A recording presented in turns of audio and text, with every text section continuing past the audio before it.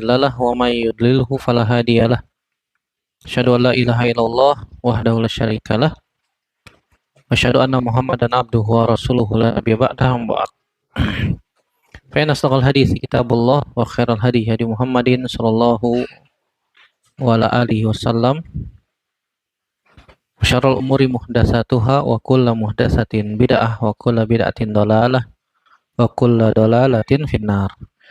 Baik Bapak-bapak, Ibu-ibu, teman-teman sekalian yang dirahmati oleh Allah Subhanahu wa taala. Alhamdulillah kita senantiasa bersyukur atas nikmat Allah Subhanahu wa taala yang Allah berikan pada kita sampai hari ini, sehingga Allah Subhanahu wa taala kembali perkenankan kita kembali bersua, bertemu, bertatap muka untuk melanjutkan pembahasan kita dari Al-Fiqhul Muyassar ya. Sekarang kita masuk bab yang kelima ya, yaitu fi sholati tatawwu'. Itu tentang permasalahan salat tatawwu'. Salat tatawwu' maknanya adalah kullu sholatin atau kullu ta'atin laisat biwajibah. Setiap ketaatan yang tidak wajib, alias salat-salat sunnah. Ya, pembahasan kali ini kita akan bahas menjadi 6 poin. Sebenarnya di dalam buku Fiqhul Muyassar ada 7 poin. Cuma poin yang ke-6 ini sudah kita bahas tentang permasalahan salat witir. Berapa rakaat jumlahnya, bagaimana tata caranya, ini sudah pernah kita bahas ketika membahas salat tarawih ya di bulan Ramadan sebelumnya. Jadi di sini kita bahas menjadi 6 poin saja. Yang pertama, poin yang pertama, keutamaan dan hikmah disyariatkannya salat-salat sunnah. Ya. Apa saja keutamaannya? Nabi Shallallahu alaihi wasallam mengatakan dalam hadis Abu Hurairah radhiyallahu anhu, Innallaha ta'ala qala, Allah Subhanahu wa taala berfirman, Man 'ada li waliyan faqad adzantuhu bil harbi wa ma taqarraba ilayya 'abdi bi syai'in ahabbu ilayya mimma aftaradtuhu alaihi wa ma yazalu 'abdi yataqarrabu ilayya bin nawafil hatta uhibbahu. Dalam hadis Abu Hurairah atau yang disebut dengan hadis Qudsi, Nabi SAW bersabda, Allah Subhanahu wa taala berfirman. Bahwasanya Allah berfirman, siapa saja yang memusuhi waliku, maka dia telah mengumumkan perang melawanku. Subhanallah, mengerikan ya. Yang memusuhi wali Allah. Ya, saya nggak tulis hadisnya di sini. Kalau saya tulis hadisnya semua, saya bikinnya agak lama. Ini baru bikin tadi jam 10. Ya, jadi agak, ya saya tulis poin-poinnya aja lah. Jadi penjelasannya di dalam hadis itu ada penjelasan insyaallah ya. Siapa saja yang memusuhi waliku, maka dia telah mengumumkan perang denganku. Dan kalau kita berbicara tentang wali Allah, maka barometernya adalah siapa saja yang beriman dan bertakwa kepada Allah Subhanahu wa taala. Allazina amanu wa hum yattaqun. Siapa saja yang beriman dan bertakwa, maka dia adalah wali Allah, penolong agama Allah. Penolong agama Allah. Jadi siapa saja bisa menjadi wali Allah dengan syarat 2 tadi, beriman dan bertakwa. Kalau casingnya kelihatan orang soleh, tapi ternyata internalnya orang toleh, maka bukan wali Allah. Casingnya pakai jubah, pakai sorban panjang, ya ceramah di podium, ceramah di panggung, tapi kakinya melayang, tidak nyentuh lantai, alias terbang, dan ditonton oleh orang banyak. Wah, itu bukan wali Allah, tetapi wali setan, ya, karena ditonton orang banyak dan bisa dilakukan berulang-ulang. Tentu saja manusia tidak bisa terbang ya, nggak ada Superman, nggak ada.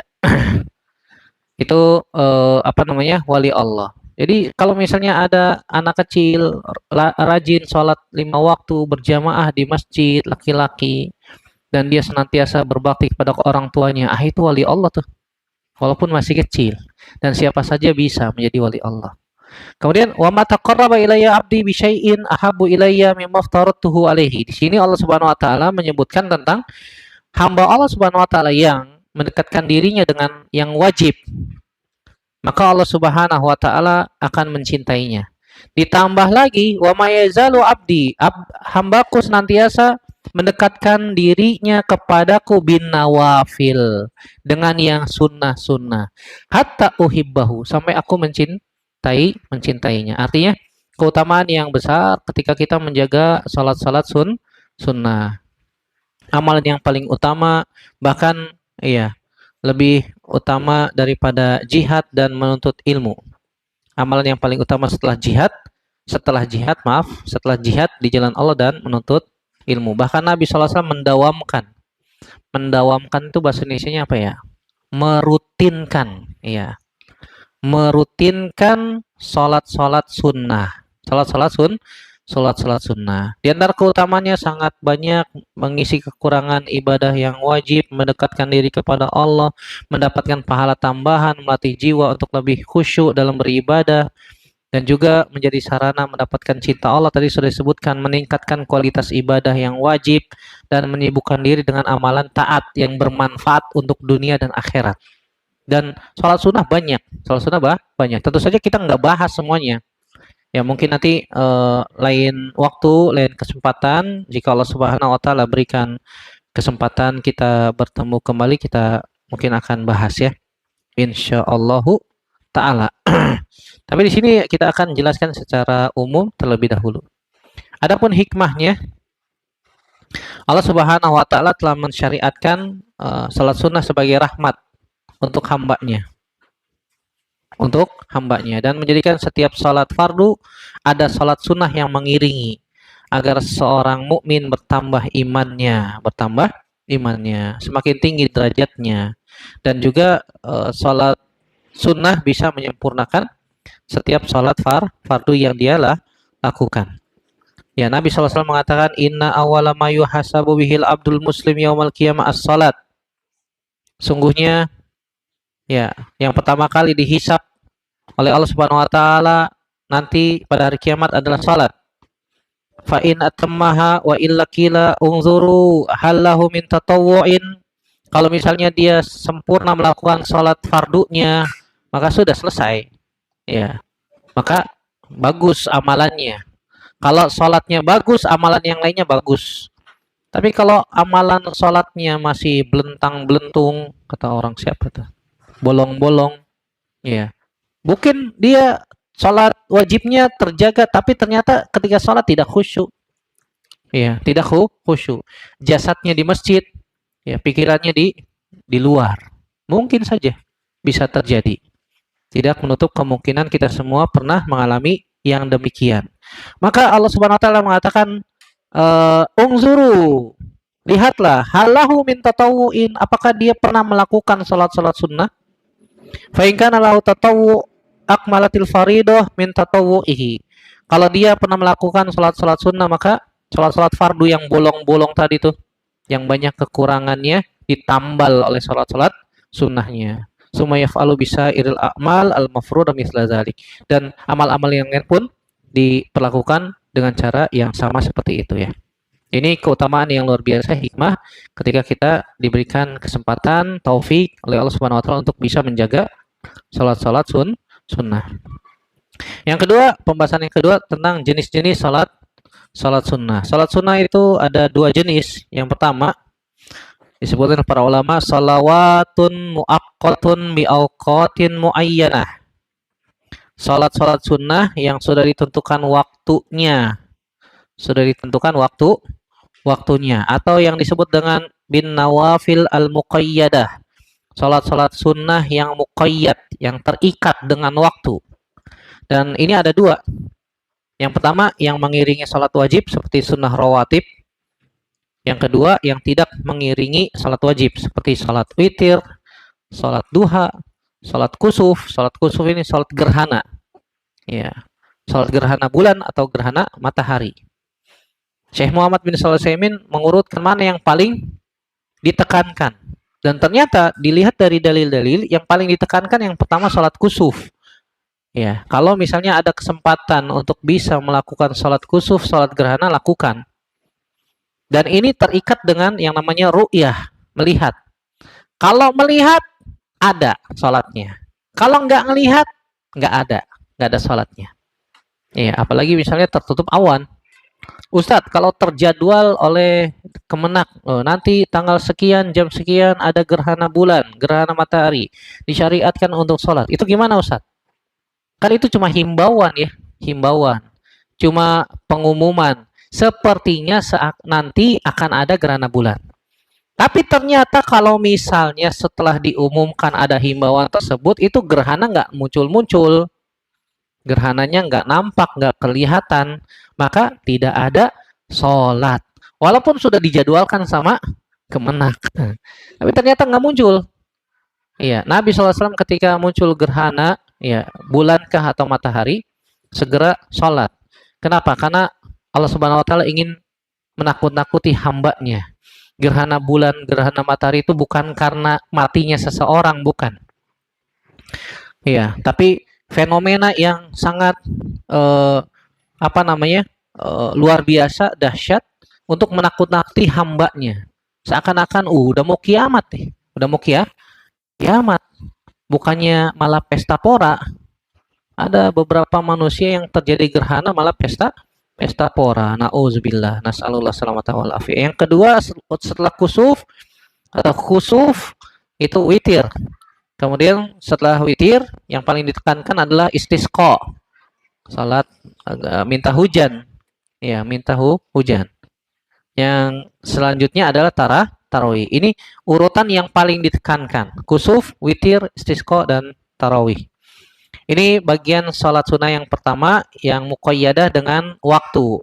Ya, kalau di waktu tersebut disyariatkan sholat sunnah.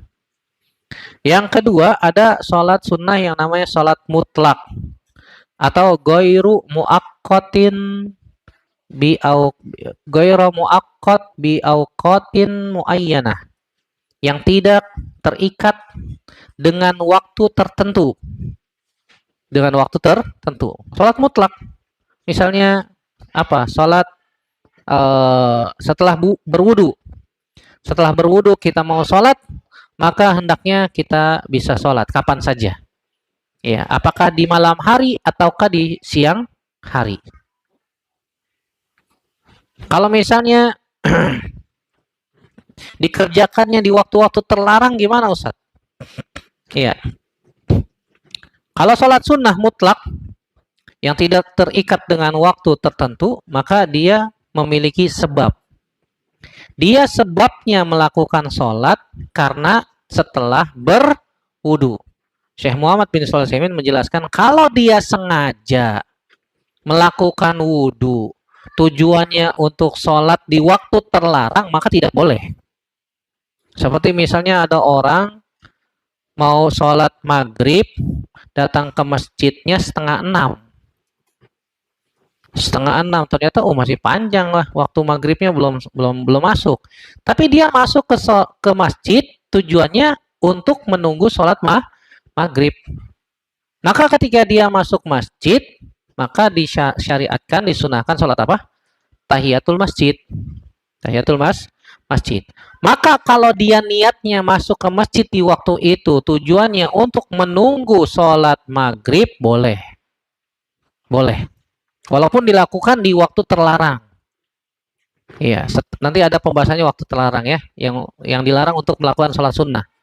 Ada 5 secara umum, hadis Uqbah bin Amir, 3 ditambah 2 hadis Abu Sa'id Al-Khudri. Riwayat Imam Muslim. Tapi kalau misalnya dia sengaja datang setengah 6 masuk masjid bukan untuk nunggu sholat maghrib, tapi emang sengaja melakukan sholat sunnah di waktu terlarang tersebut, tahiyatul masjid, maka hukumnya nggak boleh. Maka hukumnya tidak boleh. Ini macam-macam sholat sunnah ya. Kemudian pembahasan yang ketiga, sholat sunnah yang dianjurkan untuk berjamaah. Berarti sholat ini dianjurkan, sangat ditekankan melakukannya dengan berjamaah. Ada 3 yang kita sebutkan di sini. Ada sholat tarawih dianjurkan berjamaah, Begitu juga istisqa berkumpul di tanah lapang. Kalau sholat tarawih mafhum lah ya. Istisqa menggunakan pakaian yang paling sederhana, keluar ke tanah lapang. Iya. Ustadz, boleh nggak pakai baju dengan pakaian compang-camping? Sini tambel, situ tambel-tambelan. Boleh nggak? Bukan itu yang dimaksud pakaian yang paling sederhana, bukan. Tapi pakaian yang paling sederhana yang kita miliki, yang biasa kita pakai. Iya. Nabi SAW menggunakan dua helai. Menggunakan rida dan izar. Izar itu yang bagian bawah. Kalau kita mau umroh lah. Seperti pakaian ihram ya. Bagian bawah disebutnya izar. Bagian atas ya namanya rida. Namanya rida. Apakah istisqa disyariatkan sholat atau dia hanya doa saja, Ustaz? Khilaf di kalangan para ulama. Ada yang mengatakan dia hanya doa saja.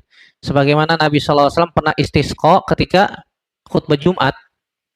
Ya, ada orang Arab Badui datang masuk ke masjid dengan mengatakan, "Wahai Muhammad, jalan-jalan putus, mati hewan-hewan ternak pada mati, kekeringan, nggak ada air, mintalah sama Allah agar diturunkan hujan."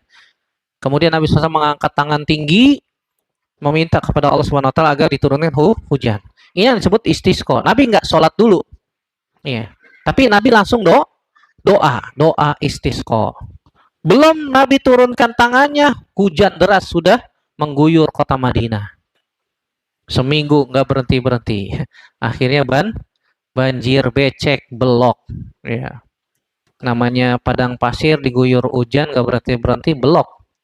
Akhirnya Jumat setelahnya datang lagi orang Arab Badui. "Wahai Muhammad, minta sama Robmu. Oh, airnya jangan banyak-banyak. Ini kita kebanjiran, nggak bisa ngapa-ngapain."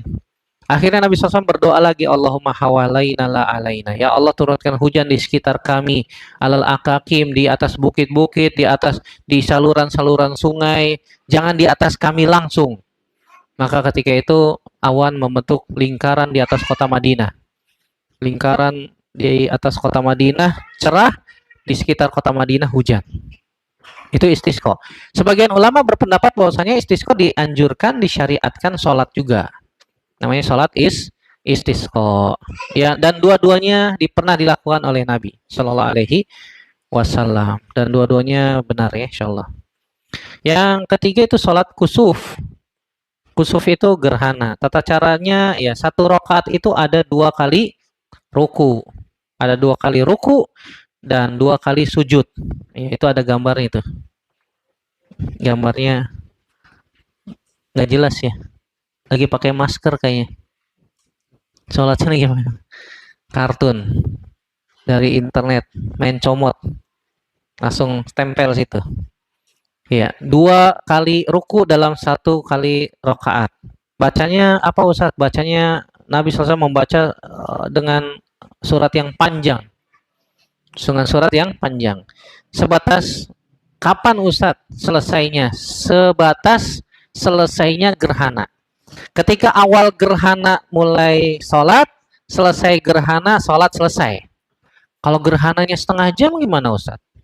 Ya setengah jam juga sholatnya. 2 rakaat setengah jam, baca apa Ustaz? Al-Baqarah boleh, Ali Imran boleh, An-Nisa boleh, Juz 30 boleh. Boleh nggak Ustaz? Surat An-Nasnya diulang-ulang. Diulang-ulang terus sampai gerhana selesai. Allahu a'lam bishawab. Nabi SAW yang saya tahu tidak melakukan itu. Yang pasti Nabi SAW membaca surat yang panjang. Surat yang panjang. Sampai gerhana selesai. Sampai gerhana selesai. Gerhana selesai, Nabi selesai juga sholatnya. Subhanallah. Itu sholat yang panjang. Bahkan sampai sahabat pun ya merasa, sebagian mereka yang sudah tua merasa berat karena saking panjangnya sholat Nabi Shallallahu Alaihi Wasallam. Nah ini yang dianjurkan untuk berjamaah, sholat sunnah. Kalau tarawih tidak berjamaah boleh nggak Ustaz? Kita pernah bahas boleh. Tapi yang lebih utama tentu saja berjamaah. Pembahasan yang keempat tentang jumlah rakaat sholat rawatib. Iya. Jumlah sholat rawatib itu ada 2 riwayat disebutkan. Ada riwayatnya Abdullah bin Umar, riwayat Imam Bukhari dan Imam Muslim, dan ada riwayatnya Ummu Habibah. Iya, riwayat Imam Muslim dan Imam Tirmizi. Adapun riwayatnya Abdullah bin Umar radhiyallahu taala anhuma menyebutkan, Hafiztu an Rasulillah sallallahu alaihi wasallam. Saya hafal dari Nabi sallallahu alaihi wasallam rakaataini qabla zuhri, 2 rakaat sebelum zuhur, wa rakaataini ba'da zuhri, 2 rakaat setelah zuhur, wa rakaataini ba'dal maghrib, 2 rakaat setelah maghrib, wa rakaataini ba'dal isya, 2 rakaat setelah isya, wa rakaataini qablal ghadati, dan 2 rakaat sebelum salat subuh. Ya, 2 rakaat sebelum subuh. Jadi totalnya ada 10 rakaat. Ini riwayat Imam Bukhari dan Imam Muslim. Adapun riwayatnya Ummu Habibah, riwayat Imam Muslim menyebutkan, dan juga riwayat Imam Tirmizi, ya, Nabi Shallallahu Alaihi Wasallam mengatakan, "Ma min abdin muslim yusalli lillahi ta'ala fi kulli yaumin sintai asyrata rak'atan illa banallahu lahu baitan au illa buniya lahu baitun fil jannah." Siapa saja seorang muslim yang menjaga salat karena Allah sehari 12 rakaat, maka pasti Allah akan buatkan rumah untuknya di surga. Nabi sebutkan di situ 12. Dalam riwayat Imam Tirmizi disebutkan arba'an qabla zuhri wa rak'ataini ba'daha wa rak'ataini ba'dal maghrib wa rak'ataini ba'dal isya wa rak'ataini qabla salatil fajri. Ya, sangat jelas di situ ya. 4 rakaat sebelum zuhur, 2 rakaat setelahnya, 2 rakaat setelah maghrib, 2 rakaat setelah isya, dan 2 rakaat sebelum subuh. Ya. Walaupun ada yang menetapkan ada juga hadis riwayat dari Aisyah radhiyallahu taala anha yang mengatakan la yada arba'an qabla zuhri. Janganlah tinggalkan 4 rakaat sebelum zuhur. Tentu saja 4 rakaat sebelum zuhur dengan 2 kali salam. 2 rakaat salam, 2 rakaat salam. Yang jadi titik perbedaan antara riwayatnya Ibnu Umar dan Ummu Habibah adalah sebelum zuhur itu. Iya, sebelum zuhur. Kalau riwayatnya Abdullah bin Umar itu 2 rakaat sebelum zuhur. Kalau riwayatnya Ummu Habibah itu 4 rakaat sebelum zuhur. Terus mana yang paling benar, Ustadz? Allahu a'lam bishawab. Syekh Utsaimin merojihkan yang paling mendekati, yang paling sahih adalah riwayatnya Ummu Habibah. Riwayatnya Ummu Habibah itu 12 rakaat. Karena ditopang oleh beberapa lafaz yang menyebutkan Nabi sebutkan 12 rakaat. Ya, sehari semalam. Maka Allah akan membangunkan rumah untuknya di surga. Demikian ya. Allahu a'lam bishawab. Ya, kalau misalnya ditanya apa Ustadz yang maksud dengan rawatib? Rawatib itu artinya ada imah al-mustamirrah yang dilakukan terus-menerus. Ya, at-tabi'ah lil faraid, yang mengiringi salat wajib. Itu rawatib ya. Baik, pembahasan yang kelima itu tentang witir, tentang salat witir. Saya nggak panjang lebar membahas witir karena sering dibahas di bulan Ramadan berkaitan sholat tarawih ya. Apa hukumnya? Ijma para ulama hukumnya sunnah muakkadah. Walaupun ada yang mengatakan wajib. Wajib. Sebagaimana hadis Nabi SAW kepada Abu Hurairah radhiyallahu anhu, wasiat Nabi SAW kepada Abu Hurairah yang mengatakan, wahai Abu Hurairah, janganlah engkau tinggalkan 3 hal. Di antaranya adalah salat witir sebelum tidur. Salat witir sebelum tidur. Ini seakan-akan Nabi mengatakan kepada Abu Hurairah, wajib bagi kamu untuk salat witir sebelum tidur. Ya, tapi hal ini tidak menunjukkan bahwasanya salat witir itu wajib, tidak. Karena Nabi Shallallahu Alaihi Wasallam menyebutkan bahwasanya tidak ada salat yang diwajibkan kecuali salat 5 waktu ya. Kecuali salat 5 waktu. Sebagaimana hadis seorang sahabat datang kepada Nabi SAW, wahai Rasulullah, apakah kalau aku masuk Islam, mengucapkan syahadat, sholat 5 waktu, apakah aku bisa masuk surga?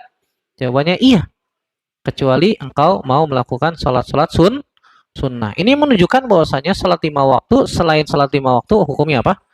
Sunnah. Hukumnya sunnah. Waktunya kapan kita melakukan salat witir? Antara salat isya dan salat subuh berdasarkan ijma para ulama.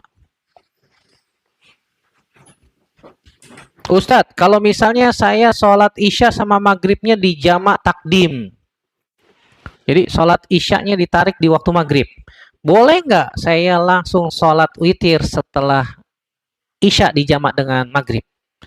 Dijawab oleh Syekh Utsaimin rahimahullah ta'ala di dalam Syarhul Mumti jilid 4, boleh. Karena dia telah melakukan sholat isya. Walaupun setelah maghrib juga disebutnya waktu malam, awal malam. Malam. Artinya secara hukum boleh. Tapi ternyata dalam beberapa nas Nabi SAW nggak pernah melakukan sholat witir setelah maghrib. Iya. Artinya Nabi SAW melakukan sholat witir, sholat malam itu biasanya setelah isya, antara isya sampai subuh. Jika sudah masuk subuh berarti sholat witirnya waktunya udah habis. Sebagaimana riwayat Ibnu Umar yang diriwayatkan oleh Imam Bukhari. Kata Nabi SAW, ya ahlal Quran, autiru, fainallaha witrun, yuhibbul witro. Wahai ahlul Quran, lakukanlah sholat witir. Karena Allah Subhanahu Wa Taala itu ganjil dan menyukai yang ganjil. Witir itu lawannya atau diduknya adalah asyafa. Kalau witir itu ganjil, syafa itu adalah genap.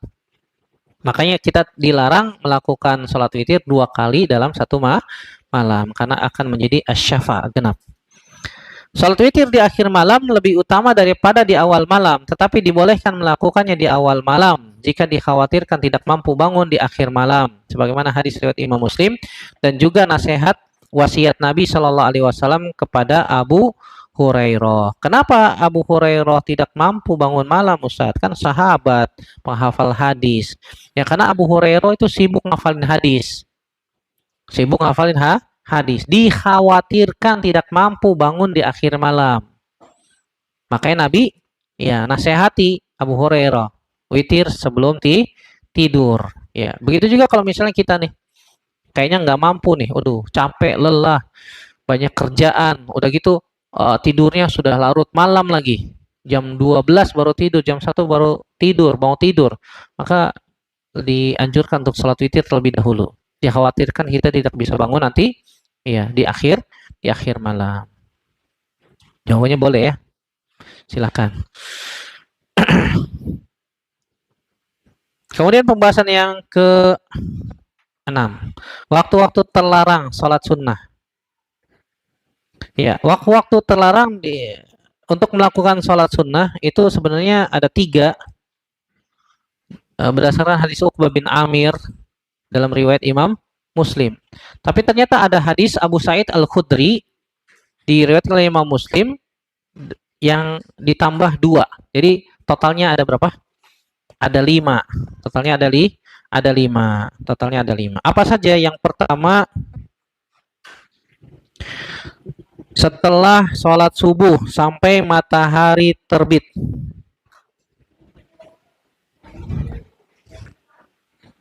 Berdasarkan hadis riwayat Imam An-Nasa'i, la sholata ba'da sholatil fajri hatta tatlu asy-syamsu.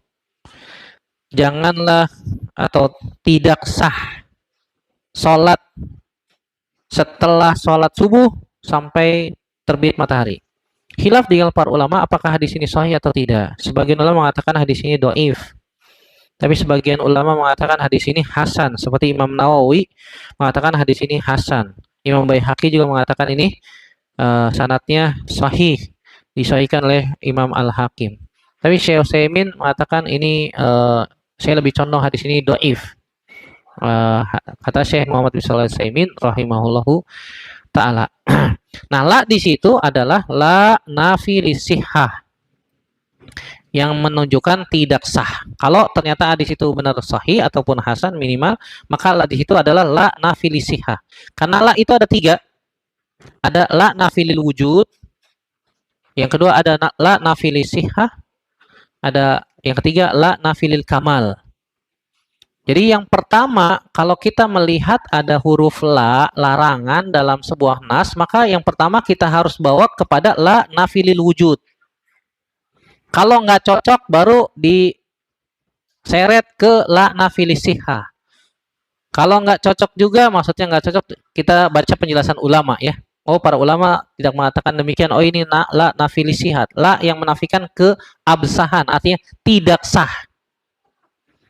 Ya, tidak sah. Seperti hadis ini, la sholata ba'da sholatil fajri hatta tatlu asyamsu.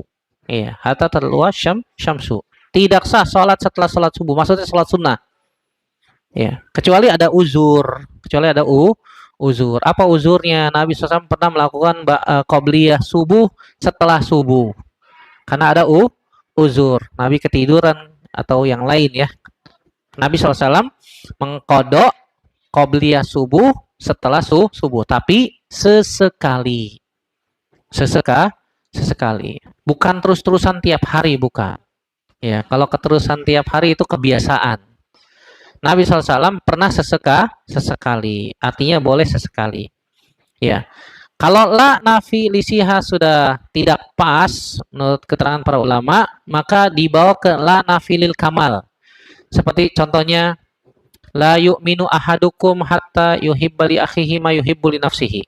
Tidak sempurna iman seseorang. Nah, ini la nafilil kamal. Jadi la di situ adalah dalam hadis ini la nafilis sihat. La sholata ba'da sholatil fajri. Yang kedua, waktu yang dilarang untuk melakukan sholat sunnah adalah dari matahari terbit sampai sepenggalan tombak. Sampai masuk waktu syuruk. Nah, ini berdasar hadis Abu Sa'id Al-Khudri. Kalau yang pertama itu hadis Uqbah bin Amir, riwayat Imam Muslim. Nah, yang kedua ini hadis Abu Sa'id Al-Khudri, riwayat Imam Muslim juga. Ya. Dari matahari terbit sampai sepenggalan tombak. Sepenggalan tombak itu semana sih Ustaz? Ya, ro'yal ain. Jadi kalau misalnya kita punya tombak, kemudian diukur bayangannya sepanjang tombak itu. Atau kalau mau gampang, ketika anak unta mulai kepanasan di padang pasir. Kalau mau gampang lagi, saya Muhammad bin Shalih Al-Utsaimin mengatakan biasanya waktu itu sekitar 12 menit sampai 15 menit. Kita tambahkan sampai 15 menit atau rubuh sa'ah atau seperempat jam ihtiyaton sebagai bentuk kehati-hatian. Jangan sampai kita terjerumus kepada sesuatu yang terlarang. Karena Nabi melarang sholat di waktu tersebut. Ya.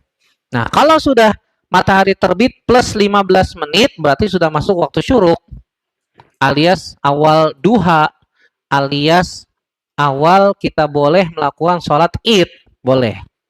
Ya, itu awal waktu sholat id atau awal waktu duha. Maka silakan melakukan sholat duha atau sholat syuruk. Atau di waktu id kita boleh melakukan sholat id di waktu itu. Ya, karena itu awal waktu sholat duha atau waktu syuruk. Ya, seperti misalnya ketika kemarin di masa COVID ya, kita dianjurkan untuk sholat id di rumah masing-masing. Nah, ketika sudah masuk waktu itu boleh langsung kerjakan. Ya. Kan jamaahnya cuma keluarga doang. Ya, beda kalau misalnya di waktu biasa seperti kemarin sholat Idul Fitri. Sunnahnya kita undurkan untuk memberikan kesempatan saudara kita yang belum zakat fitar. Ya, kalau sholat Idul Adha disunahkan ya diawalkan agar ya waktu menyembelih hewan kurban serta persiapan untuk mencacah lah apalah membagi itu bisa cepat ya, bisa cepat. Apalagi nanti Idul Adhanya kalau ngelihat dari kalender hari Jumat. Hari Jumat. Ya, ada sholat Jumat dan mepet waktunya ya. Baik. Ini waktu yang kedua. Waktu yang ketiga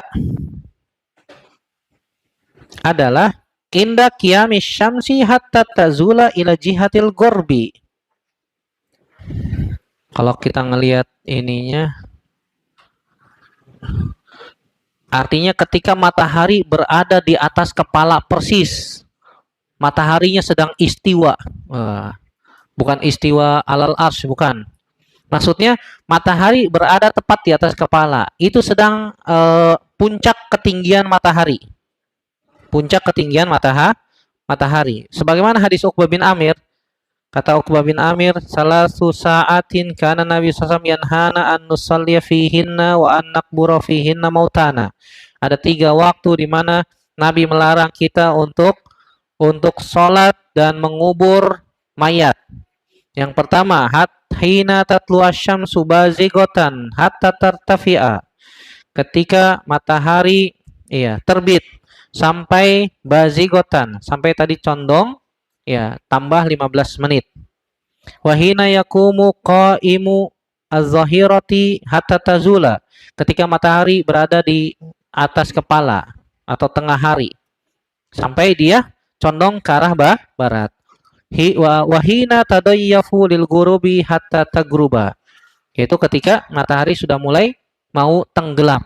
Sama seperti setelah matahari terbit tambah 15. Berarti kalau sebelum matahari terbenam, 15 menit sebelum matahari terbenam, itu adalah waktu yang kelima.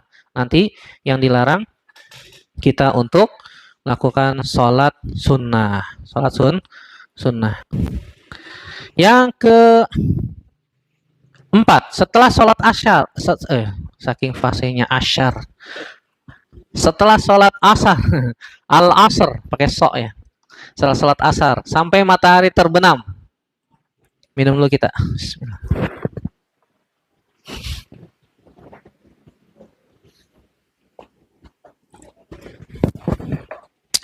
Ya, setelah sholat asar sampai matahari terbenam. Ini berdasarkan hadis Abu Sa'id Al-Khudri. Abu Sa'id Al-Khudri. Jadi berdasarkan hadis Abu Sa'id Al-Khudri itu dari poin yang nomor 2 sama poin nomor 4. Poin nomor 2, matahari terbit sampai sepenggalan tombak, dan yang keempat setelah salat asar sampai matahari terbenam. Ini hadis Abu Sa'id Al-Khudri. Adapun nomor 1, 3 dan 5 ini hadis Uqbah bin Amir, riwayat Imam Muslim. Lihat. Kalau setelah setelah sholat asar sampai matahari terbenam, berarti kan jelas, tidak boleh melakukan sholat sunnah di sana. Kecuali tadi nanti ada pengecualian dibahas oleh para ulama sampai Syekh Utsaimin menjelaskan sampai sekitar 20 halaman lebih pengecualian yang boleh dilakukan di waktu-waktu terlarang. Di antaranya kalau misalnya ada orang mau sholat maghrib tapi datangnya jam 5:30 ke masjid. Dia ke masjid itu tujuannya apa? Untuk menunggu sholat maghrib.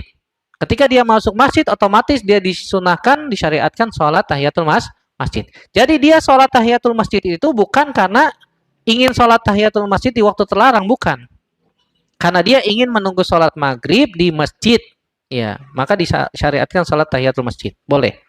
Tapi kalau dia niatnya hanya untuk melakukan sholat tahiyatul masjid di waktu terlarang, hukumnya nggak boleh. Seperti misalnya ada orang wudhu, pengen melakukan sholat sunnah setelah wudhu, tapi jam 4:30 sengaja di waktu terlarang, maka hukumnya nggak boleh. Hukumnya nggak boleh. Kalau kecuali dia habis buang air kecil, wudhu, tapi di waktu terlarang, misal jam 5, sholat dia niat sholatnya bukan karena melakukan sholat di waktu terlarang, bukan, tapi karena setelah buang air kecil, setelah itu berwudu dan sholat sunnah mutlak. Maka kalau niatnya seperti itu boleh, tergantung niatnya. Yang kelima, menjelang matahari terbenam, itu 15 menit lah, ikhtiyaton. Makanya kita katakan tadi, kalau secara umum hadis Uqbah bin Amir 3, ditambah hadis Abu Sa'id Al-Khudri 2, jadi totalnya ada 5. Hikmahnya kenapa sih kita dilarang sholat sunnah di waktu itu? Yang pertama, kita wajib menjalankan perintah Allah dan Rasulnya, serta wajib meninggalkan larangan Allah dan Rasulnya. Idza qadallahu amran an yakuna lahumul khiyaratu min amrihim. Kalau Allah Subhanahu wa taala sudah tentukan ini wajib, ini perintah, ini larangan, maka tidak ada toleransi untuk seorang mukmin untuk pilih-pilih. Ini sebagai bentuk apa?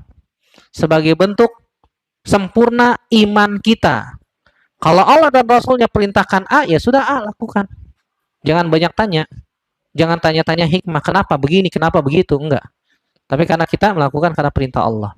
Kalau Allah dan Rasulnya melarang sesuatu, ya sudah sami'na wa ta'na. Tinggalkan, selesai. Mudah, kan begitu.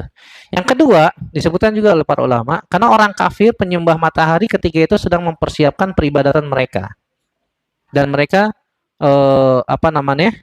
mereka menyembah matahari, dan kita dilarang beribadah di waktu-waktu tersebut karena khawatir menyerupai mereka beribadah di waktu-waktu tersebut.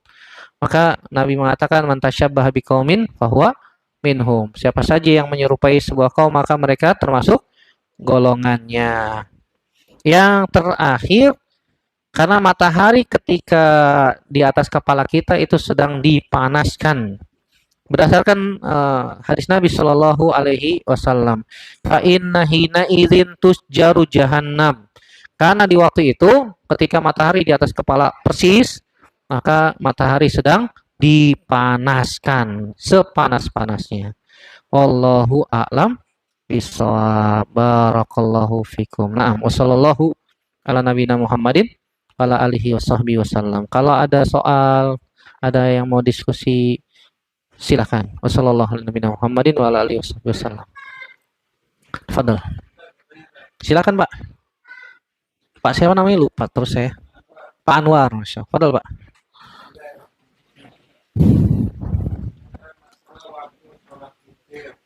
Waktu sholat witir sampai subuh, betul.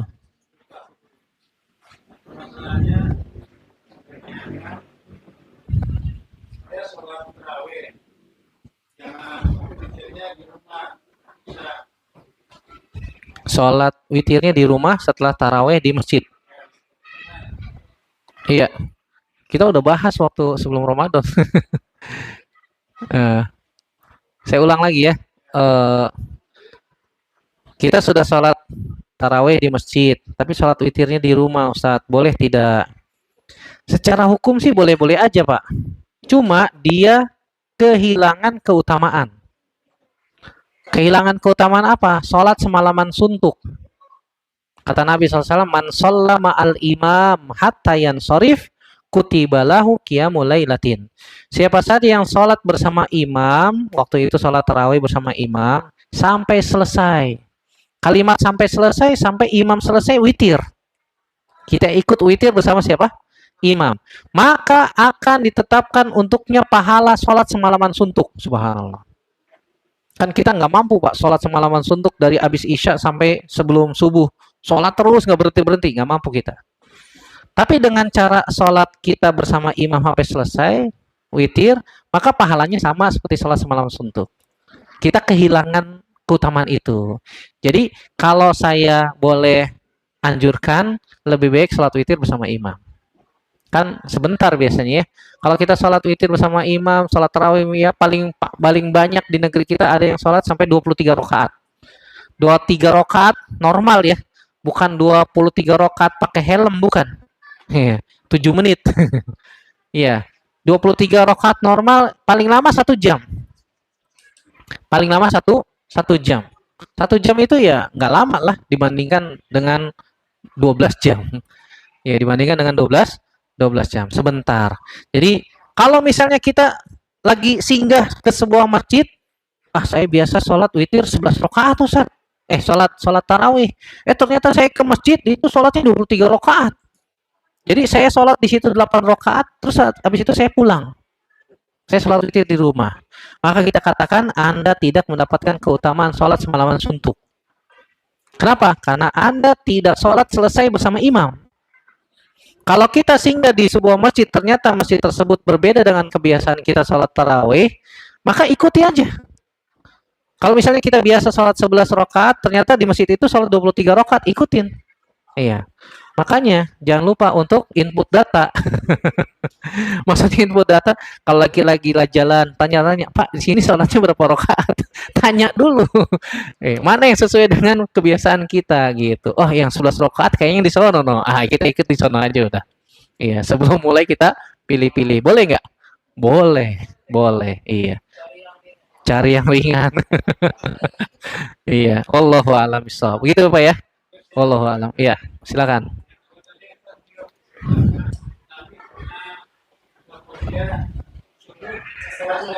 Iya, setelah sholat subuh.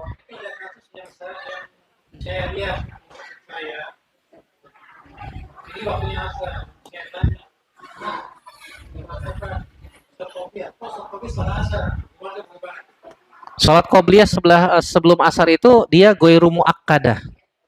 Tidak ditekankan. Kalau boleh, boleh. Tapi tidak ditekankan. Yang kita bahas tadi yang ditekankan. Ya, itu udah tidak ditekankan dilakukan setelah asar lagi. Maka kita tanyakan dalilnya, Pak.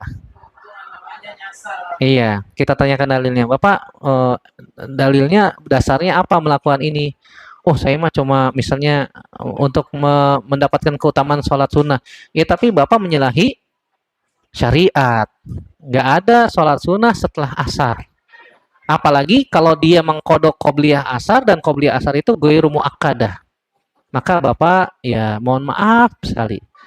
Iya, dikhawatirkan malah bukan dapat pahala, tapi malah dapat dosa karena menyalahi syariat. Terus gimana yang tadi saya lakukan? Ya sudah, tadi kan nggak tahu. Sekarang sudah tahu, nanti jangan diulangin lagi. Gitu. Gitu aja Pak ya. Semoga bermanfaat. Allahu a'lam bishawab. Baik. Yang dari ibu-ibu ada? Silakan Bu. Banyaknya jumlah sholat witir. Iya. Paling banyak yang saya ketahui 9 rakaat berdasarkan hadis Aisyah. 9 rakaat. Kalau witir 9 rakaat, maka ada tahiyat awal di rakaat ke-8. Berdasarkan hadis riwayat Imam Abu Daud dari sahabat Ummul Mukminin Aisyah radhiyallahu anha. Ini yang saya tahu. Dan Nabi SAW biasa sholat 11 rakaat, sholat tahajud, itu biasanya sholat witirnya 1 rakaat. 10 rakaat sholat tahajud, witirnya 1 rakaat. Kalau Nabi ingin witir 3 rakaat, berarti Nabi sholat 13 rakaat. Ini yang biasa dilakukan oleh Nabi SAW sebagaimana hadis Aisyah radhiyallahu anha juga. Jadi kalau yang dilakukan oleh kaum muslimin di negeri kita kan 11 rakaat tapi witirnya 3. Tapi witirnya 3. Kalau mau mengikuti Nabi ya seharusnya witirnya 1 aja. Kalau 11 rakaat. Kalau mau witirnya 3, 13 rakaat. Ya paling yang di belakang teriak, "Woi, sholat apa lagi nih?" gitu. Iya, menyelisihi kebiasaan. Kadang-kadang kita jelaskan sesuatu yang sudah menjadi kebiasaan dan kita bawakan dalilnya agak shock. Karena iya, perlu apa namanya? Step by step. Perlu bertahap.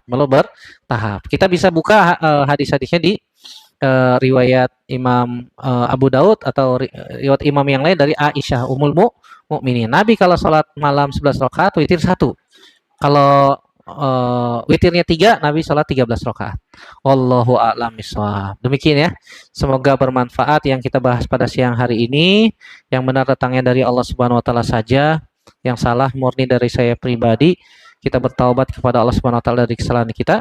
Semoga Allah Subhanahu wa taala memudahkan kita melakukan amalan yang telah kita ketahui hukumnya, dan semoga Allah Subhanahu wa taala memberikan istiqomah kita di atas Islam, di atas iman sampai akhir hayat, sampai ajal menjemput, dan semoga Allah memasukkan kita semua dalam surga ya. Amin ya rabbal alamin. Terima kasih atas atensinya dan kehadirannya. Subhanakallahumma bihamdik, asyhadu an la ilaha illa anta astaghfiruka wa atubu ilaik.